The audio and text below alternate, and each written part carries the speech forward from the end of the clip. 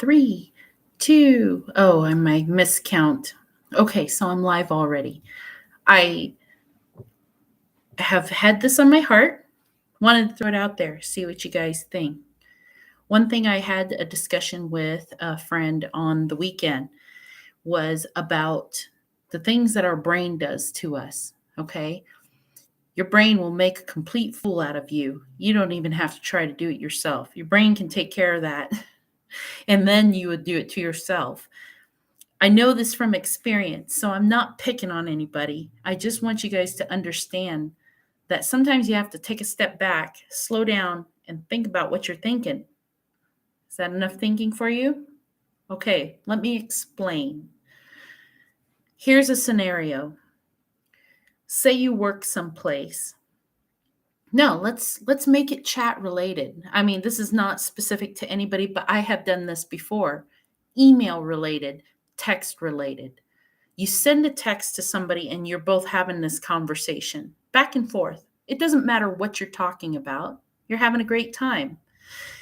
Sometimes you mention things that are a little tough, maybe not agree on everything. No big deal.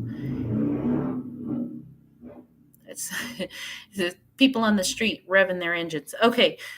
And then you say something that's kind of like, or you ask a question or you tell them, I don't think I can make it on Saturday, but I would like to do something Sunday.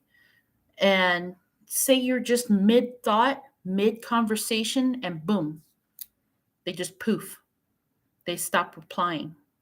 Say you send an email, right? And you ask somebody, hey, is it okay if I bring this over on Saturday? No response, just crickets.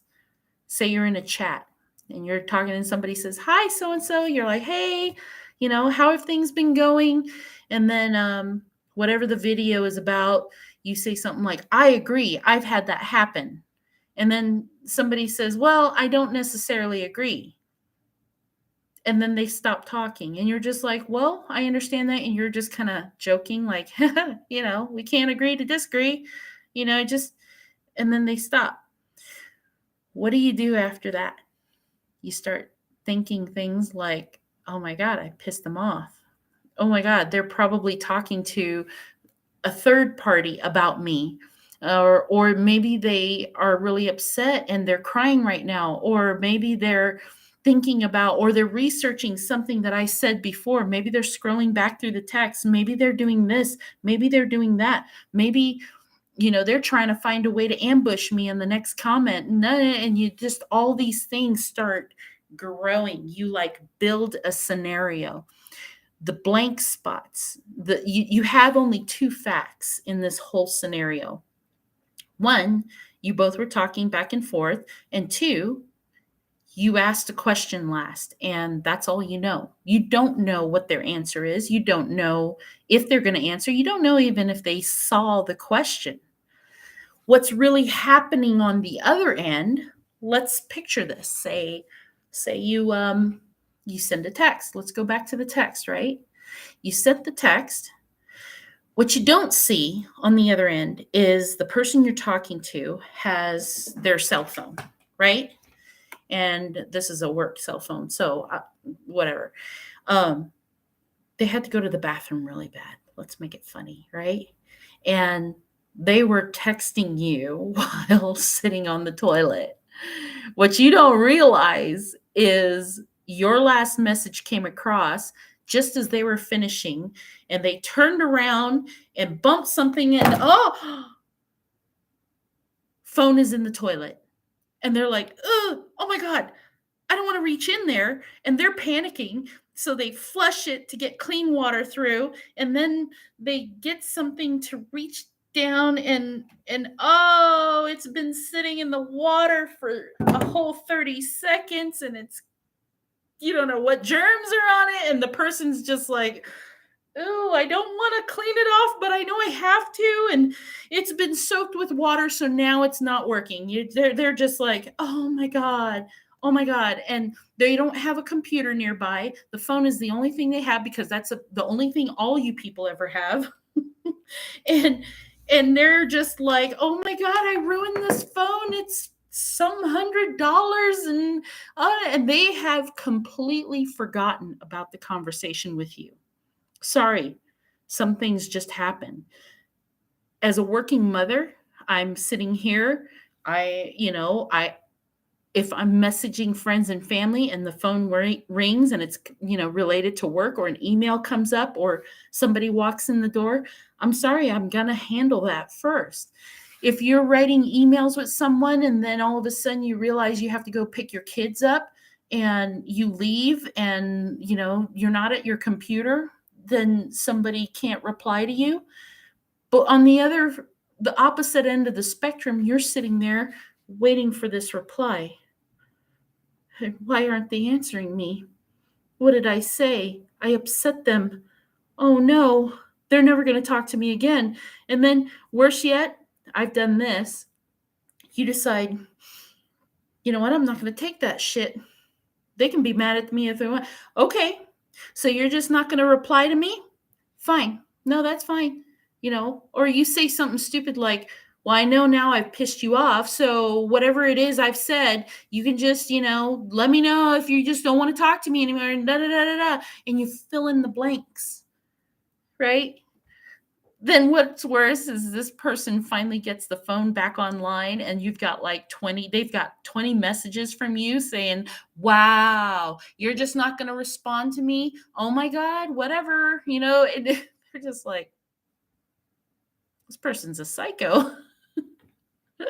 That done it. And your brain fills in the rest, and you create the drama, you create the chaos that you were hoping to avoid. Here's what I usually try to do: distraction. Okay. If I'm messaging somebody and then they just stop all of a sudden, I purposely tell myself, you don't know what they're doing and you don't know what's happening. So why don't you just move on to something else until they come back online? I've got stuff to do. If you've got nothing else going on except that, you need to find something to do. Go grab some yarn and a crochet needle and make a blanket. Do something. Don't sit there and let your mind create a scenario that's not even there. Okay? Part 2 to this. Okay? Letting your brain fill in the blanks is a big no-no.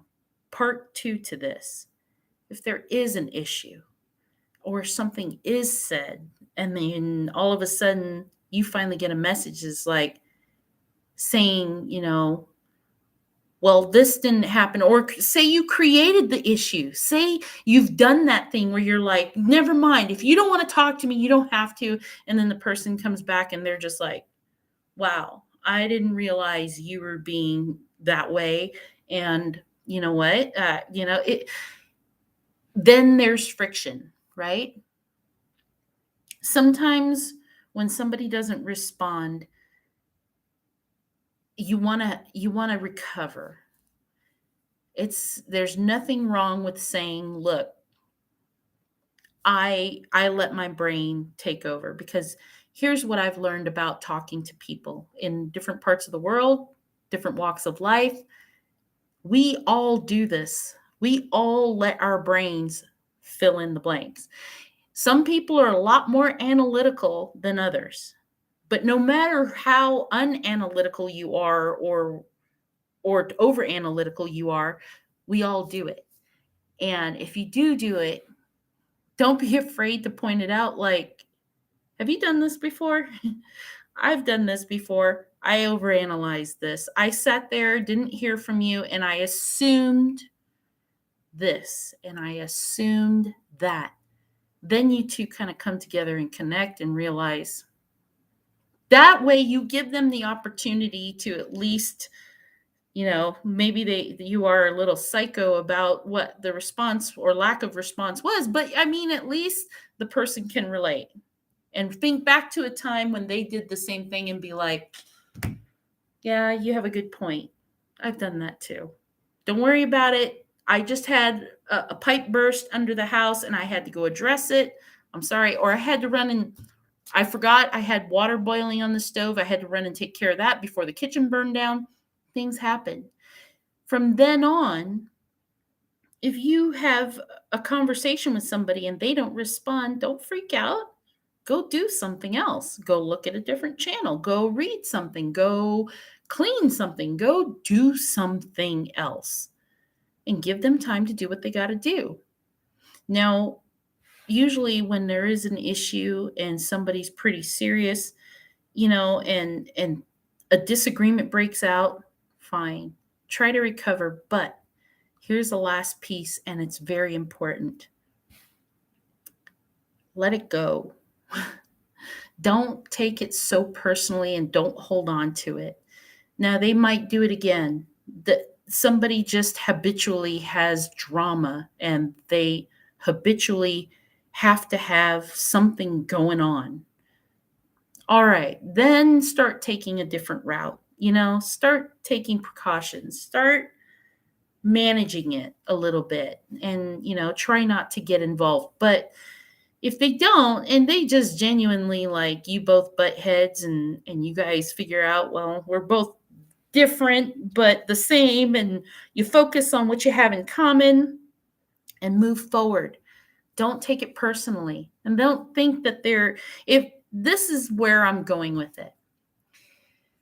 If you're going to move forward and you're going to try to just be friends again, don't make snippy, snarky remarks that bring them back to that. Don't drag them through the mud.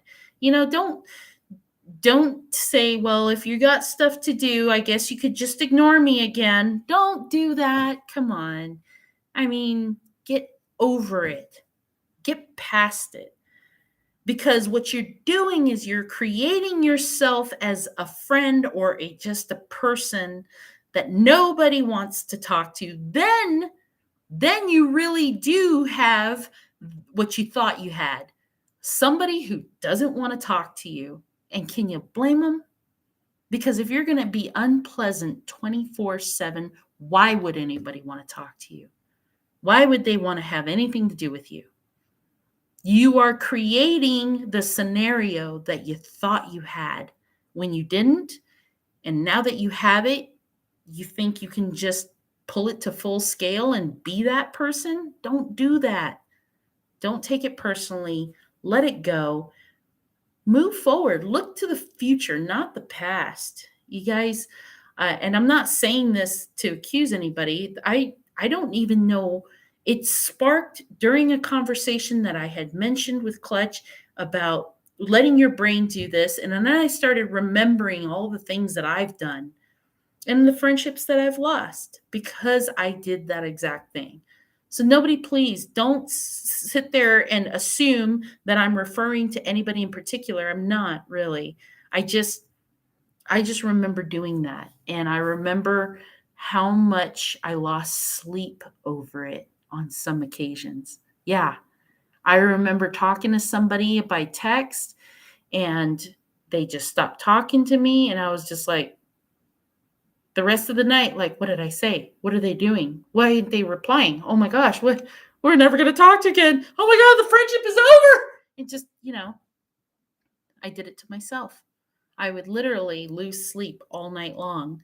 And the next day I get a message, sorry about that. Car broke down. And it was no big deal to them, but it was like if the world fell apart for me. So I know you guys have done it. And just remember, you guys have done it. We've all done it. Just use it to grow. Move past it. I had something else that I wanted to talk about, but this video is already going on 14 minutes. So I don't want to bore you to death. I'm going to let you go. And maybe I'll make another video. Let me research this a little bit more. Pray on it. Think about it. But just wanted to see if you guys could relate.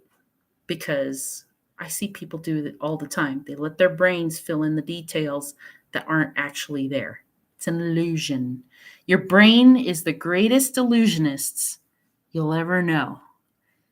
So maybe it should have its own Vegas show. Okay, back to work. Break time's over. And Let me know if you guys have questions. I mean, I'm not an expert, but that's what I know about the things we don't know. Want to watch something else disappear? Watch this. Whoop.